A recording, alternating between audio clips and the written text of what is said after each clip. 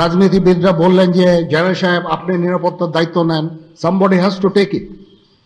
তো আমি আর তো কেউ নেওয়ার নাই, আমি নিয়েছি, এবং যদি কোনো ব্যর্থতা থাকে সে দায়িত্ব আমার। কিছুক্ষণ আগে আমার প্রফেসর ইউনুসের সাথে কথা হয়েছে, ওনার সাথে কথা বলে আমার খুব ভালো লাগলো। আমার কাছে মনে হয়েছে উনি অত্যন্ত আগ্রহী এই কাজটা করার জন্য, এবং আমি নিশ্চিত যে উনি আমাদেরকে একটা সুন্দর গণতান্ত্রিক প্রক্রিয়ায় আমাদের নিয়ে যেতে সক্ষম হবেন এবং আমরা এ থেকে উপকৃত হব। আর আমি দেখলাম যে স্টুডেন্ট এবং ভলেন্টিয়ার্সরা অত্যন্ত চমৎকার কাজ করছে। যেহেতু এখন ট্রাফিক পুলিশ ছিল না, তারা ট্রাফিকিং এর কাজ করছে, বিভিন্ন রাস্তা পরিষ্কার করা, যে সমস্ত ভ্যান্ডালাইজেশন হয়েছে যে সমস্ত স্থাপনাগুলোতে, ওগুলোকে পরিষ্কার করা। আমরা অত্যন্ত আনন্দিত যে তারা এই ভালো কাজগুলো চালিয়ে যাচ্ছে।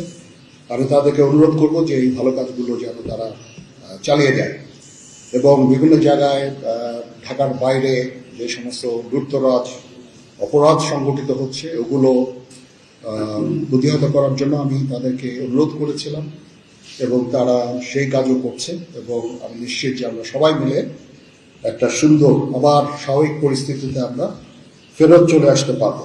আপনারা জানেন যে আমরা কেয়ারটেকার গভর্নমেন্টের প্রধান ডক্টর ইউনুসকে আমরা নির্বাচন করেছি অনেক আলোচনা করে, আমরা নিজেদের মধ্যে অনেক আলোচনা করেছি, এবং সমস্ত রাজনৈতিক নেতৃবৃন্দের সাথে, স্টুডেন্ট কোঅর্ডিনেটরদের সাথে আলোচনা করেছি। আমার সাথে নেভি চিফ এবং এয়ার চিফ ওনারাও ছিলেন, এবং মহামান্য রাষ্ট্রপতির সাথে আমরা আলোচনা করেছি, এবং আলোচনা করে আমরা সর্বসম্মতভাবে সম্মত হয়েছি এবং ওনার কাছে প্রস্তাব দিয়েছি চিফ অ্যাডভাইজার ডক্টর ইউনুসকে করার জন্য, এবং উনি এখন আমাদের চিফ অ্যাডভাইজার। কালকে আসবেন, কালকে হয়তো দুপুরে উনি এসে পৌঁছাবেন, আমি ওনাকে রিসিভ করতে যাব। আমরা ওনাকে সর্বতোভাবে সহায়তা করব। আমি army chief, navy chief, air chief, এবং আমি নিশ্চিত যে উনি সমস্ত রাজনৈতিক দল এবং সবার কাছ থেকে সাহায্য সহযোগিতা পাবেন, স্টুডেন্ট ফোরাম, স্টুডেন্টস, এবং আমরা সবাই মিলে ওনাকে সাহায্য করব, এবং আমি নিশ্চিত যে তাহলে উনি অত্যন্ত সফলভাবে ওনার কাজ সমাধা করতে সক্ষম হবেন। অনেক ধরনের গুজব চলছে, আমি জনগণকে আহ্বান করব এ ধরনের গুজবে যেন কান না দেয়। আমরা একটা চমৎকার পরিবেশে সুন্দরভাবে সবাই মিলে আমরা কাজ করে যাচ্ছি। আমার সেনাবাহিনী নিয়ে বিভিন্ন সেনানিবাসের মধ্যে বিভিন্ন কিছু হচ্ছে ইত্যাদি সমস্ত গুজব রটনা করা হচ্ছে, এগুলোতে আপনারা কান দিবেন না, এবং আপনারা এই ধরনের গুজব ছড়াতেও দয়া করে সাহায্য করবেন না। পুলিশের পুনর্গঠনের কাজ চলছে, এখন পুলিশ প্রধান একজন নিয়োগ দেওয়া হয়েছে। আমি নিশ্চিত যে পুলিশের মনোবল আবার ফেরত আসবে, এবং পুলিশ একটা প্রফেশনাল ফোর্স হিসাবে ভালোভাবে তাদের দায়িত্ব পালন করতে সক্ষম হবে। সর্বশেষে আমি আপনাদের নিশ্চিত করতে চাচ্ছি যে সেনাবাহিনী, নৌবাহিনী, বিমান বাহিনী সর্বদা জনগণের সাথে আছে এবং থাকবে, এবং ইনশাআল্লাহ আমরা সবাই মিলে দেশকে একটা সুন্দর একটা পরিবেশ আমরা সৃষ্টি করতে পারবো এই দেশে, এবং আমরা সবাই ভালো থাকবো ইনশাআল্লাহ। কালকে আমরা শপথ গ্রহণের জন্য যথাসাধ্য চেষ্টা করছি।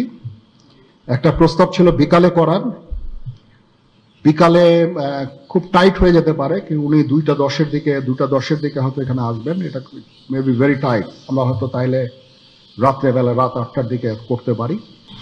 আমরা দেখতে পাচ্ছি যে বাংলাদেশের বিভিন্ন জায়গায় দুর্বৃত্তরা ডাকাতি থেকে শুরু করে লুটতরাজ করছে, এবং গতকাল রাতের বেলা মোহাম্মদপুর, ধানমন্ডি এই এলাকাগুলো হচ্ছে ঘটনা ঘটছে রাজধানী সহ।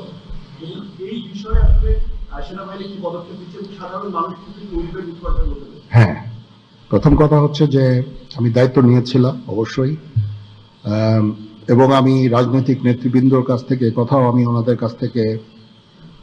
ওনাদেরকে আমি বলেছিলাম যে আপনারা আমাকে সাহায্য করেন, যে মুহূর্তে এই ট্রানজিশনটা হবে এ ধরনের সমস্যার সৃষ্টি হতে পারে, এবং ওনারাও আমাকে বলেছিলেন যে ওনাদের যতদূর সম্ভব সাহায্য করবেন। তারপরেও কিছু কিছু ঘটনা ঘটেছে, এটা ঘটার পিছনে তো কিছু কারণও আছে, এবং আমরা ইনিশিয়ালি হয়তো কিছু এরকম ঘটনা ঘটেছে, বাট তারপরে এখন পরিস্থিতি কিন্তু অনেক শান্ত হয়ে আসছে। আমরা আমাদের যত স্ট্রেংথ আছে, পুলিশ কিন্তু নন এক্সিস্টিং, পুলিশ কোনো ডিউটিতে নাই। পুলিশের একটা বড় ফোর্স, এটার যে ভয়েড যেটা সৃষ্টি হয়েছে, এই ভয়েডটা সেনাবাহিনীর স্ট্রেংথ দিয়ে এটা পুরা করা সম্ভব না। আর তারপরেও আমরা যথাসাধ্য চেষ্টা করে যাচ্ছি এবং হাজার হাজার লোককে আমরা কিন্তু এই সমস্ত সমস্যা থেকে আমরা উদ্ধার করেছি। বহু পুলিশ, আমার জানা মতে বহু পুলিশ, অনেক থানা, তারপরে সরকারি কর্মকর্তা কর্মচারীদের রেস্কিউ করা, এই সমস্ত কাজগুলো আমরা করেছি। আমরা সমস্ত ইম্পর্টেন্ট জায়গা যেমন বিমানবন্দর, ডিপ্লোম্যাটিক এরিয়া, সেক্রেটারিয়েট, জাজেসদের অ্যাকোমোডেশন, তারপরে সেক্রেটারিদের অ্যাকোমোডেশন, এই সমস্ত গুরুত্বপূর্ণ জায়গাগুলি আমরা প্রোটেক্ট করছি এবং বিভিন্ন জায়গায় পেট্রোলিং করা হচ্ছে। তারপরেও একটা ইনিশিয়ালি দু একদিন এটা হয়েছে, সেজন্য আমি অত্যন্ত দুঃখিত এবং বিব্রত। যাই হোক, এটা আমার যে স্ট্রেংথ যা ছিল এটা নেভি এয়ারফোর্সও তারা তাদের মতো করে করেছে। আমরা যথাসাধ্য চেষ্টা করেছি, তারপরেও কিছু হয়ে গেছে। এটা আমার জাস্ট সিম্পলি আমাদের এনাফ স্ট্রেংথ ছিল না। বাট আমি নিশ্চিত যখন পুলিশ পুনর্গঠন হয়ে যাবে, তারা যখন আবার কাজে নেমে যাবে, তখন এই ভয়েডটা খুব সহজেই আমরা পূরণ করতে পারবো। পুলিশের একটা বিরাট সংখ্যক ফোর্স, পুলিশ ইজ একটা বড় ফোর্স। তো এই ফোর্স যদি নিষ্ক্রিয় হয়ে যায়, সেটার ভয়েড পূরণ করা সেনাবাহিনী, বিমান বাহিনী, নৌবাহিনী সবার পক্ষে সম্ভব না। আমরা এটার জন্য ডিজাইনডও না।